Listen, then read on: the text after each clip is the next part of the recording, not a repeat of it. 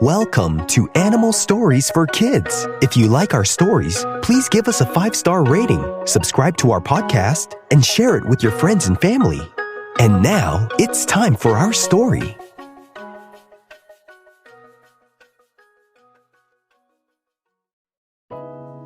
Once upon a time, there was an aye named Didier.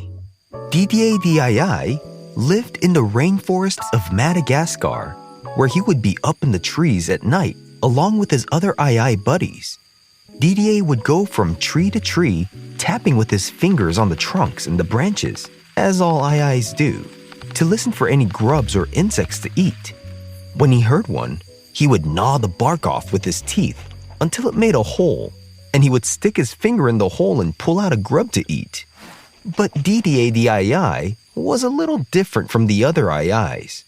He wouldn't just tap on the branches and trunks. Sometimes, he would try to make music. He would just tap, tap, tap on a tree, and all of a sudden, he would get carried away and start making a beat with his tapping, finding other parts of the trunk or branch that made a different sounding tap. And if Didier really got carried away with it, he would even try to make words to a song with the beat. Sometimes, when the moon was high and the breeze blew through the leaves just right, he'd start to make a song about his love for eating tasty bugs. One particular night, as Didier the aye was searching for food, he started making a beat and started making up a song. Tap, tap, tap. Where are you at? Tap, tap, tap. Where are you at? And when he would hear some insects, he would start to gnaw a hole in the tree with his teeth. Here you are, here you are. Then he would stick his finger in the hole to scoop the bugs out to eat. Scoop it up and eat, scoop it up and eat, filling up my tummy. Yummy, yummy, yummy. And he kept on going as he ate all night long. It was something Didier loved to do, but the music would be so loud sometimes that the other ayes weren't able to listen for their own tree trunks and branches for grubs and insects. So while Didier was busy making music, the other ayes were trying to listen for the faint sounds of grubs hiding in the trees. And Didier's loud beats and lively songs made it nearly impossible for them to hear anything else. One of the other ayes said to Didier as it was tapping on a branch trying to find some food, "Excuse me, please. Can't you keep it down?" Didier the aye said, "Oops, sorry.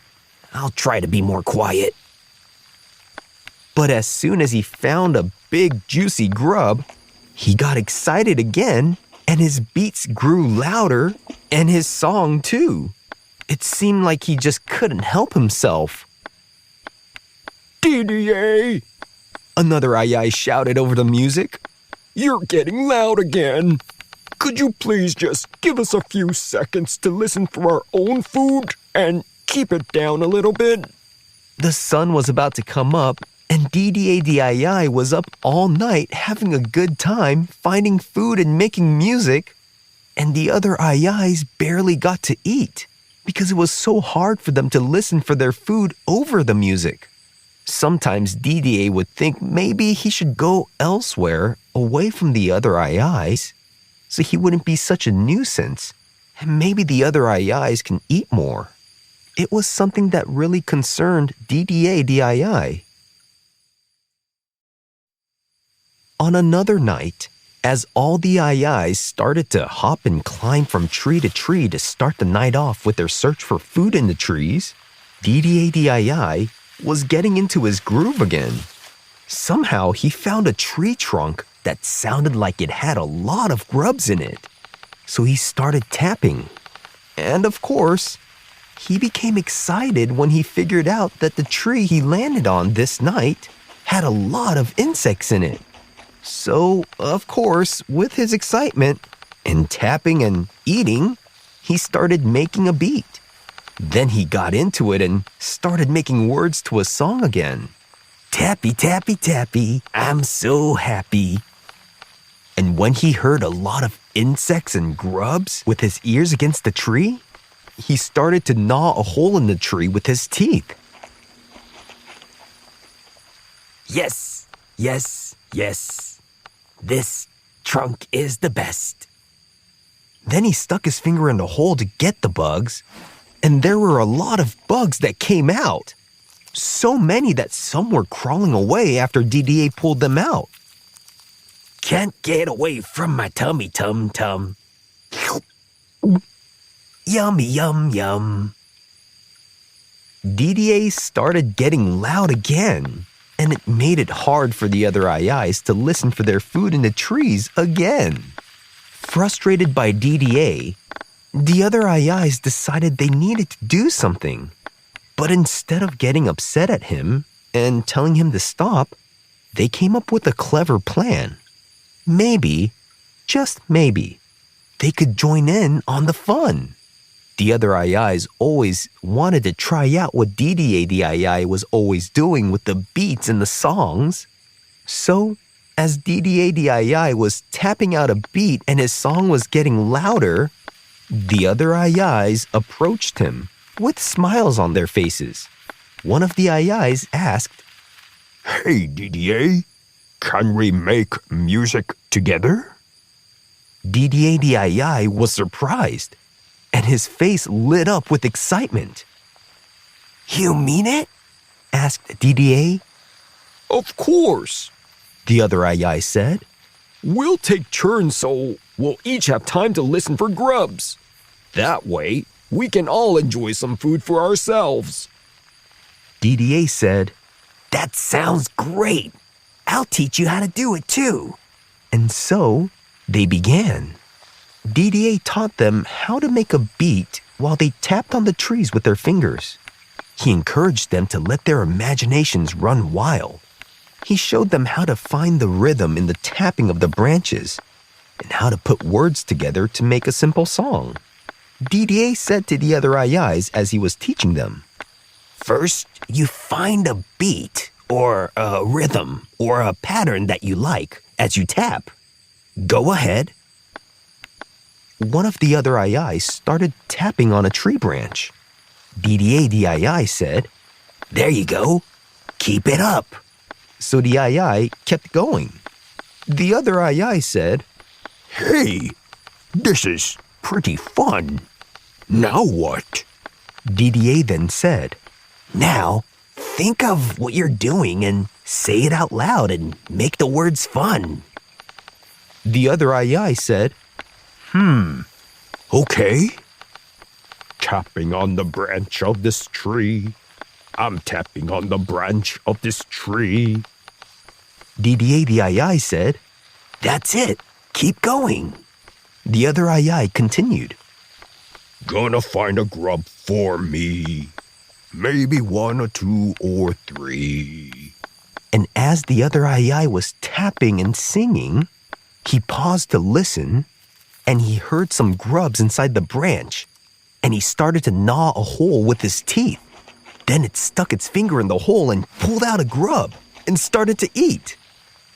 All the AIs that were around DDA started to cheer.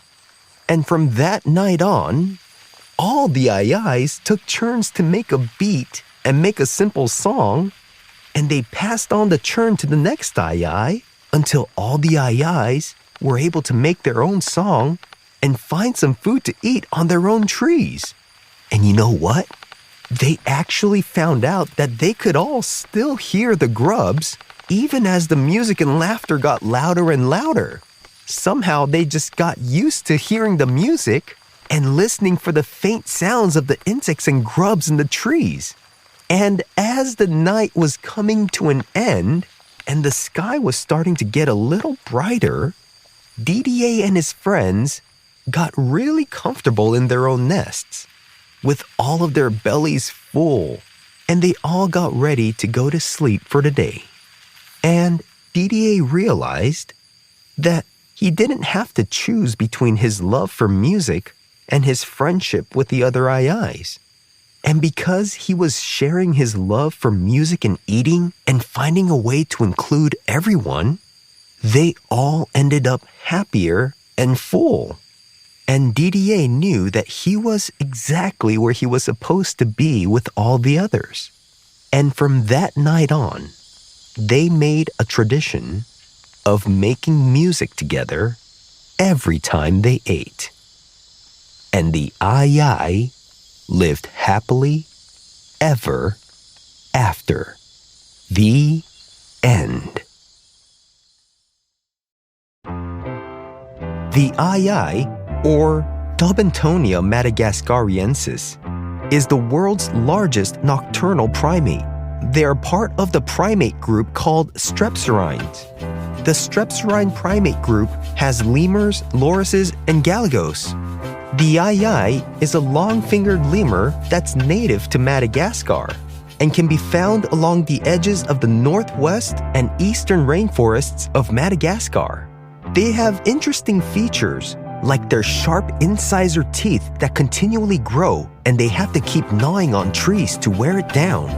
The Aye-Aye is covered in coarse and shaggy fur that's black or dark brown, with some white hairs to help them blend in their environment.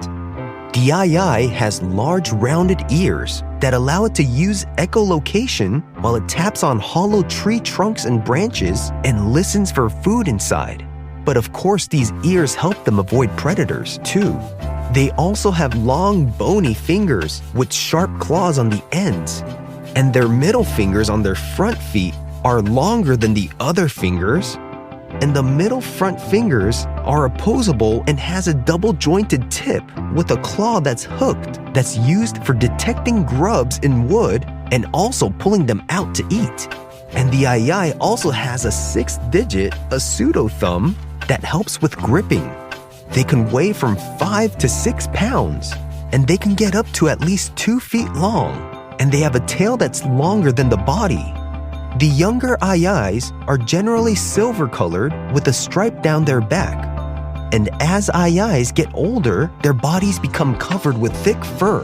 They typically have a white tip on their head and back, while the rest of their body can be a darker brown or yellow color.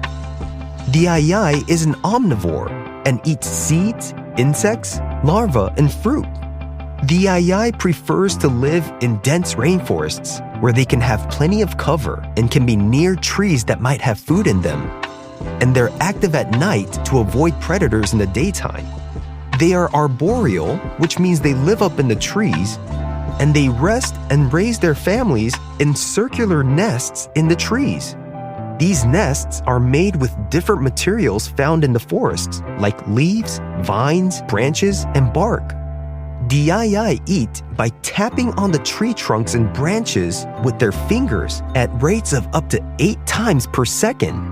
And they listen for echoes in the hollow trees, and once they hear some insects or grubs, they gnaw a hole into the wood with their incisor teeth and use their bony long middle finger to dig in and scoop out whatever's in there to eat. In fact, most of their time at night is spent on looking for food. The Aye-Aye can climb trees and hop from tree to tree like a squirrel. And although Aye-Ayes are usually solitary, they kind of hang out together as a big group when they're looking for food. There are many different known origins to the name Aye-Aye, one of them being that it came from the cry a person made when they saw one in the wild. Another known origin of the name Aye-Aye suggests that it came from the Malagasy language that means "I don't know." The Aye-Aye is now an endangered species due to human interaction and a superstition that is dangerous to these Aye-Ayes.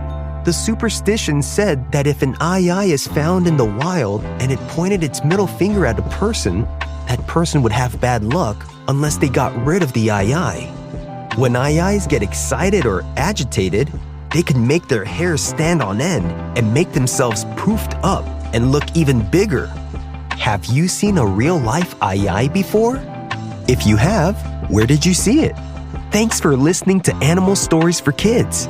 If you like our stories, please give us a 5-star rating, subscribe to our podcast, and share it with your friends and family. Until next time, bye!